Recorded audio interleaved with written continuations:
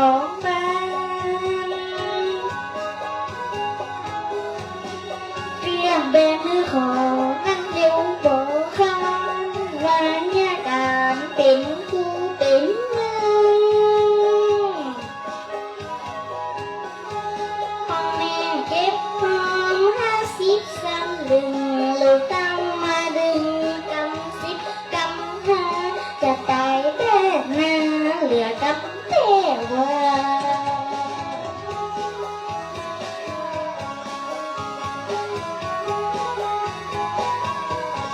เลี้ยงใหญ่มาแล้วยังเกี่ยวพกหัวพ่อแม่ของตัวยังห้องตีได้เป็นคิงเป็นหาว่ากำแสบให้ถ้าใส่แจวไว้เต็มขาละมังเล่นเกมเติมเน็ตกูเอาตังกันแม่ซักแม่ยังถูกตีนเสื้อผ้าไปแอวกลับมาว่าอยากจะ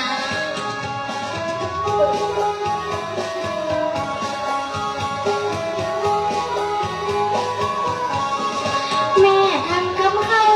บอกล้ำบอกกินเป็นมือเป็นตีนไปหาได้ยงขอสตังค์กับแม่กับพ่อเพื่อนมาล้อขัดใจวุ้ยวุ้ยแกงพักแกงไม่บอกกินทำเฉยเอามาเลยหาซื้อกันหน้าตาเป็นโมเป็นมาและย้ำตั้งใจ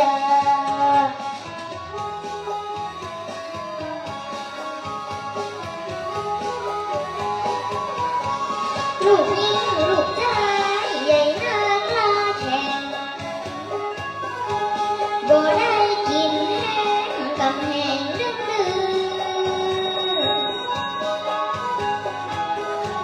กินแอวแล้วไปก็ข้าบ่ป่อหาแม่ซื้อลูกดื้อนอนเรียงหันตูบ่เที่ยวชอบเคี้ยวชอบเพียงที่หน้าได้เอียนสำเนียงเสียงเปียฮ้อนเปียเสียงบุกหัวบุกเตียง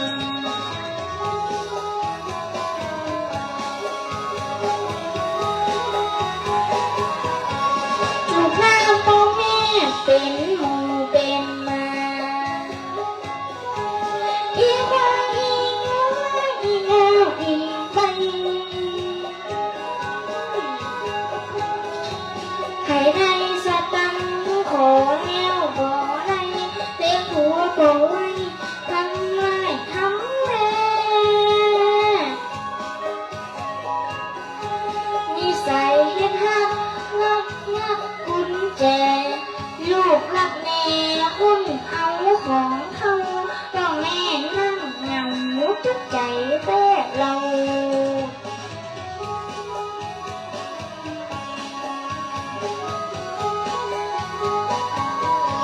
อันไหนบ่ดีพ่อแม่สั่งสอนทำเกียรติทำงอนและล้อต้องงอนไว้หน้าด่านเลี้ยงขอใส่ขอตอบบอกฟังพี่น้องเอา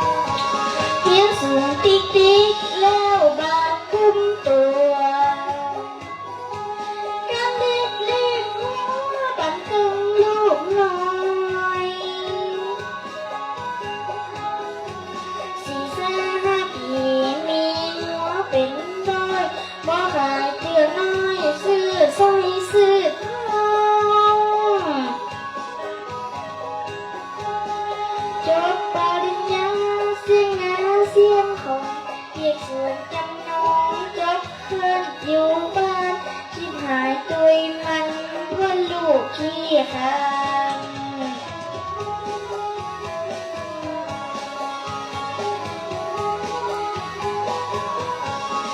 ลูกเหนื่อยลูกเลิกลาเพื่อนฝูง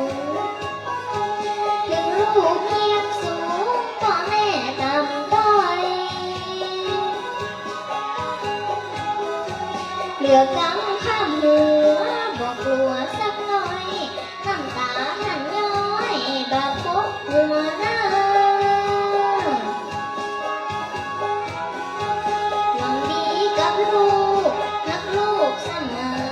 พ่อแม่ของเธอเปรียบเหมือนพระเจ้าลูกหลงมัวเมาพ่อแม่ทุกเรา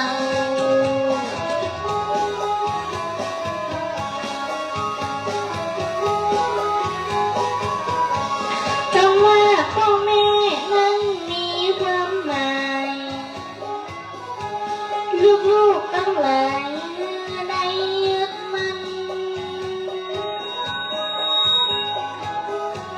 บุญคุณทางนั้นบอกมีขีดคำเปิดได้ก็ปันยิ่งกว่าชีวิตแต่เมื่อกำเนิดพุทธาวุฒิ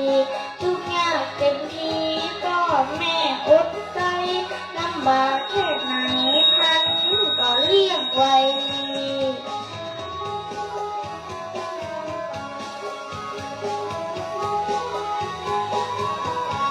แม่ได้อุ้มต้องประมาณทุกเข็นนอนเอาหนาวเย็นจำเป็นต้องสู้ลูกเคยฟังคำท่านสอนสั่งอู้ถ้าลูกผู้ยังคุณท่านนาสอหาเอาเตอสุดเจนสุดตาบ่มีไผมาเต้าเปรียบท่านได้สุดประเทศไทยคือพ่อแม่ไทย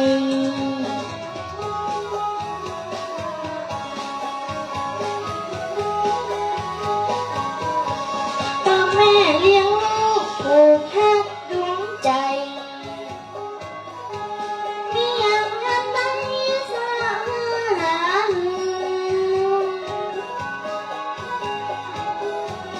ลูกยิ่งใจขอจะไปดื้อคือยึดถือพ่อแม่ของเราท่านเป็นว่าบุญนักเต้าเขาไปลงมัวเมาทำร้ายใจกันเป็นลูกยักมานบ่ดีแต่กัน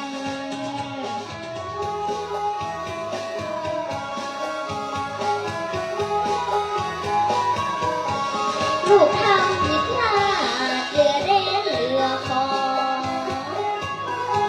พ่อแม่ช่วยน้องรักษาขอเฝ้าติดสิ่งเสพติดกัญชายาเหล้าพ่อแม่สองเจ้าน้ำตาพ่อพังของเหลือกระดูกมองเศร้าเนื้อหนังหมดพลังจะสู้เป็นบ้าพ่อแม่น้องน้ำตากัดอกเข้าฟัง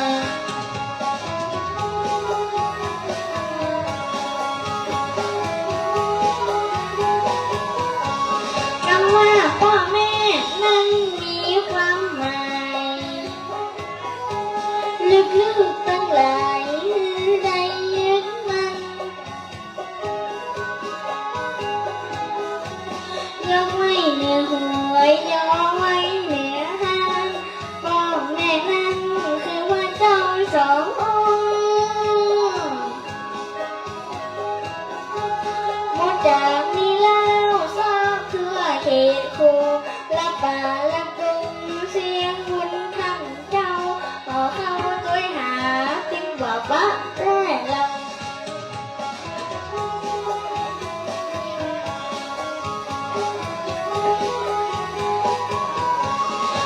ลือขาดข้างกะมือลอยไหลเพราะอันตรายของฤทธิ์ยาบ้าอวยนอแม่หันลูกหลานน้ำตาอาบหน้าก่อยหักษา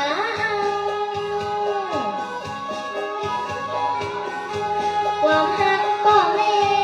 ยิ่งกว่าภูเขาอย่าได้คิดเบาต้องคิดต้องเดินล้มดึงยืนจะให้ลูกฟื้น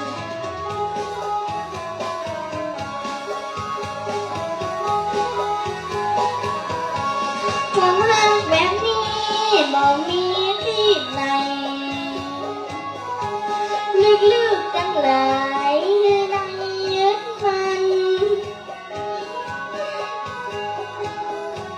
ยังไว้หนึ่งยอไว้เหนือห้ามพ่อแม่นั้นคือพระเจ้าสองคนหมดจากนี้แล้วซักทั่วเขตกรุงรับป่ารับดงเสียงมนต์ท่านเจ้าขอเข้าช่วยหาเป็นบาปะแต่เรา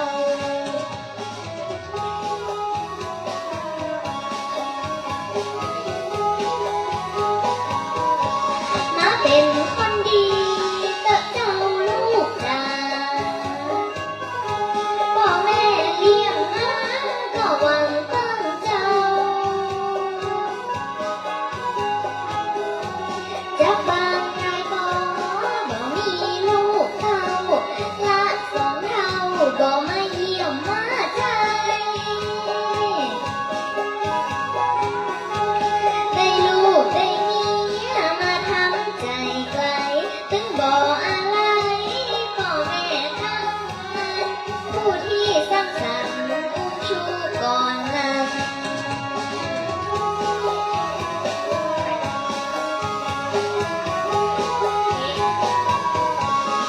ไงมาแล้วเหมือนลูกกำพร้าพึ่งไปมึงไปบ่คิดตามบ้างและพ่อแม่ตัวอดทุกข์ยากกันเอ็นดูท่านนั้นเท่าแก่ช้า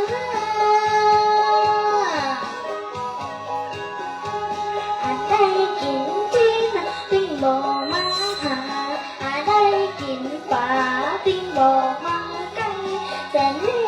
ถัดมาหมดที่จากใจ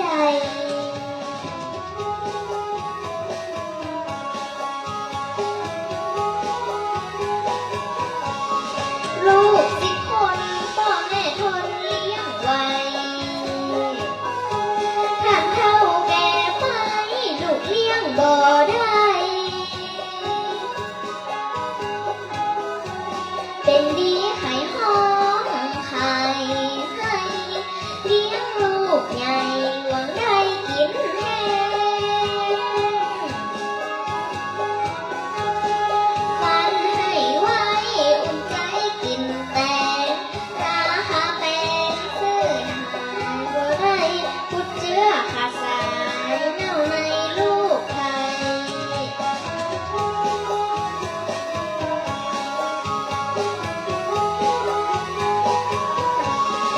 หมดสิ้นแล้ววงพอใบหน้าลูกเต้าก็ตาเปิ้งหายไปนานในถึงคนพ่อแม่บนฟ้าบุตาลูกลาที่ได้ฟังคำ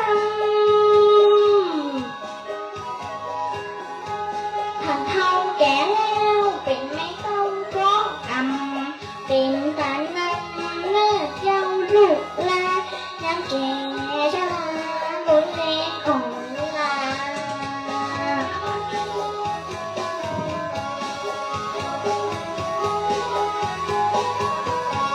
เจ็บใครได้ป่วยเพื่อช่วยรักษาป้อนยกป้อนยาป้อนน้ำป้อนข้าว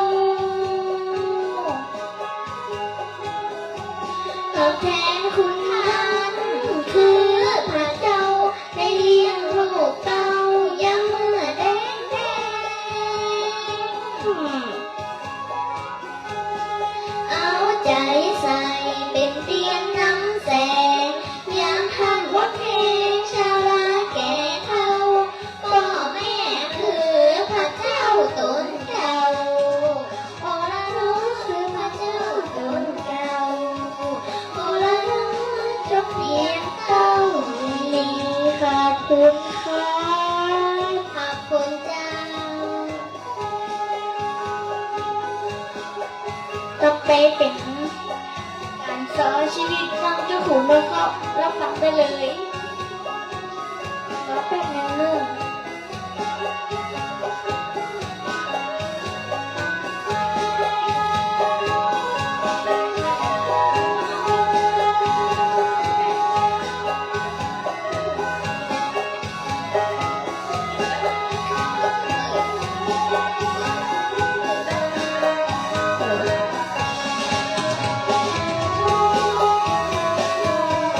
เป็นซอยชีวิตน้องเจ้าขุนค่ะสวัสดีค่ะพ่อแม่ตั้งหลายคุณตาคุณยายป้าลุงแม่ป้า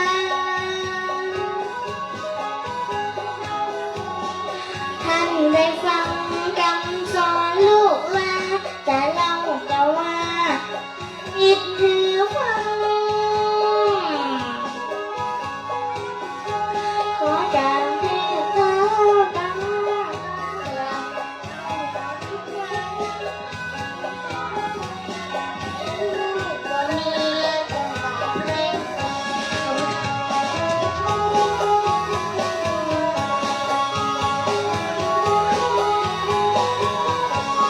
เกิดมาที่ไหน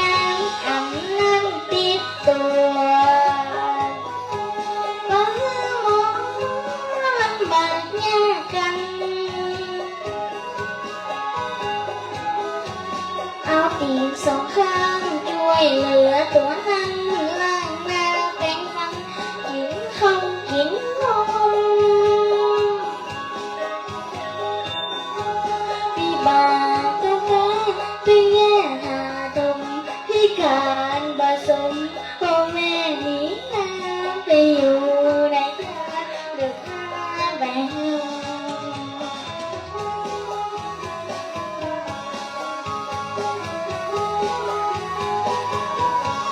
กินข้าวกินแกงใส่แกงสองตีนได้จับได้กินอาบน้ำซักผ้าขาดแขนขาดมือลำบากแต่ว่าตัวลูกลาเกิดมาพิการรุ่นพี่รุ่นน้องเพื่อนพ้องเล่นกันสนุกม่วนเงินผมนั่งให้วิบากอันใดของผมบาปคุณ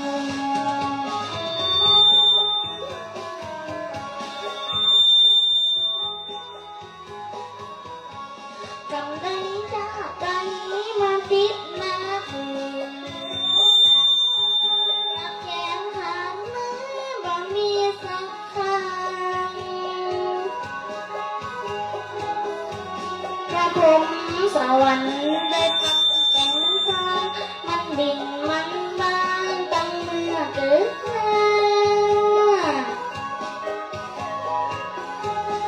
แสงอนาถในวาสนาบ่ไม้บ่ลับพึ่งสั่งมาเนื้อผมแบบนี้ครับ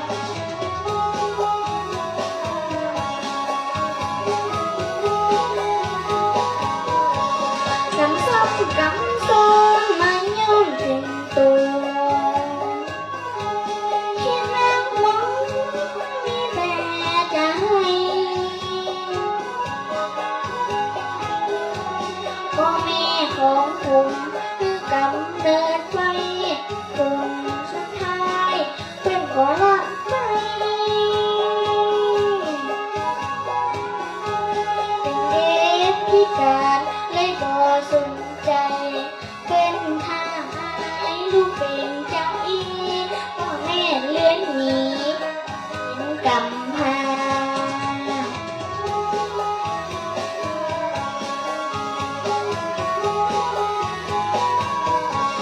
ถึงเป็นบ่รักตัวน้องเจ้าคุณก็ขอพ่อแม่สองเจ้าขอบคุณครับในกำเนิดมาเป็นลูกเป็นเต้าผู้บังเกิดเราคือเกิด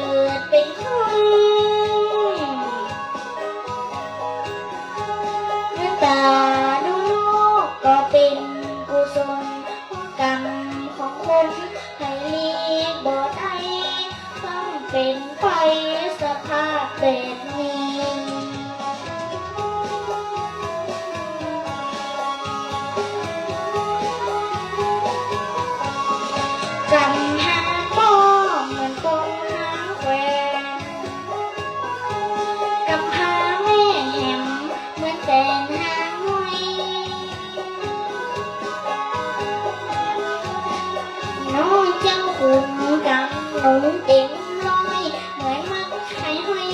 แกว่งลอยตัวลมวีตาเป็นตาเป็นแง่ทาถุงพิการบัดผมมาพ่อแม่หนีไปอยู่ในนาลูกเล่าก็มาหู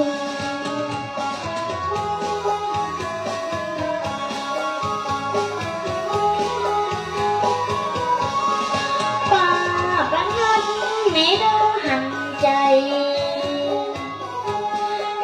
ยงหัวท้ายดูแลหอบอุ้ม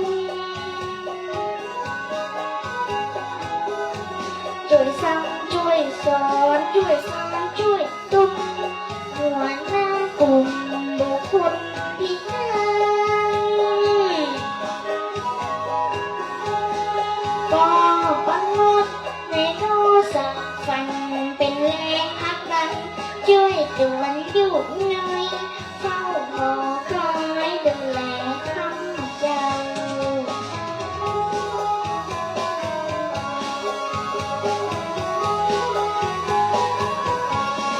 เป็นวิการแค่เพียงร่างกายแต่ว่าหัวใจเหมือนพระเหมือนเจ้าเจ้าคุณพระคุณตีพอลูกเต้าถ้าว่าแก่เท่าว่าผมจะเลี้ยงดูบาฮือสองท่านลำบากอดสู้ตีแมวอุ้มชูเลี้ยงผมไงนะจะตอบแทนคุณยามแห้งอ่อนลา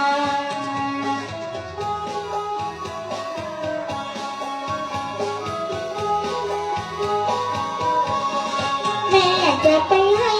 แมวคุ้มจะมาหอมมากินน้ำตาของคนที่ให้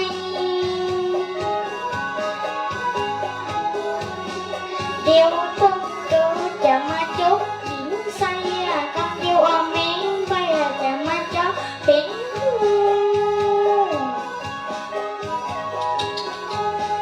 เดี๋ยวจะกินมาทับใบหูกำเดี๋ยวหนูมาคบขี้ข้างแม่จะไปให้ดังฟังเจ้าคุณบอกไว้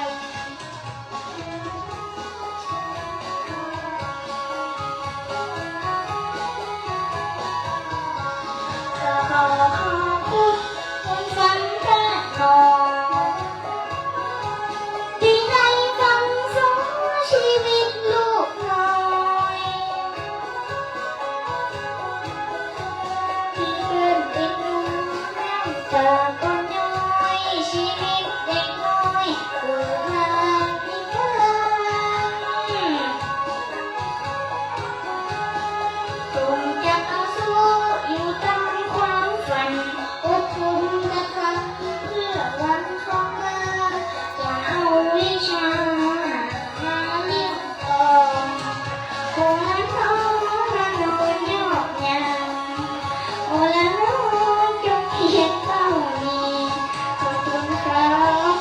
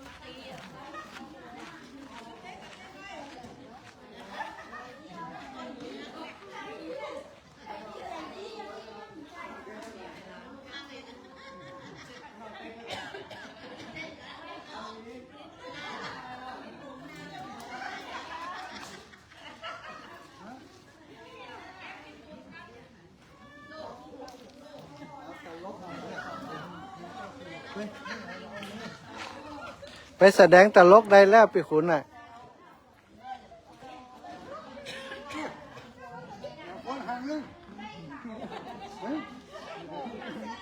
เขาหีบกลับบ้านหมดแล้วปู